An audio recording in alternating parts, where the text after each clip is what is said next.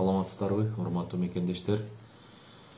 Кечээ күнү Элдик медиа жана Говори ТВ интернет ресурстарына Кара Балта шаарынын жана Жайыл районунун ДЦП менен ооруган балдардын ата-энелеринин кайрылуусу болгон. Ага ылайык ушул бир айдан бери алар эч кандай гуманитардык жардам ала албай, ушул жергиликтүү бийликке кайрылганда алар силер уже алгансыңар деген маалыматты берген. Анан тизмеде турасыңар алган адам катары деп ушундай жооп берген. Анан албагандыгы боюнча бизге маалымат айтып, бизге кайрылган. Ал боюнча биз ошо кечээ күнү эле экономикалык кылмыштарга каршы күрөшүү боюнча мамлекеттик кызматка атайын расмий кайрылуу жасадым.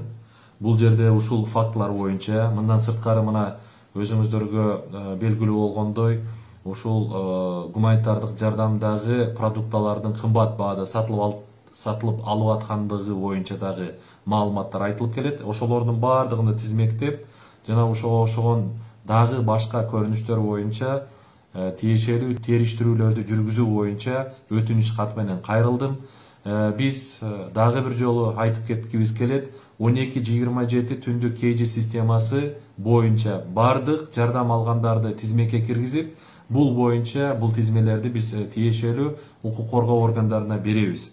Мынабы кат менен мен азыр ушул бардык тизмелерди өткөрүп бермекчимин.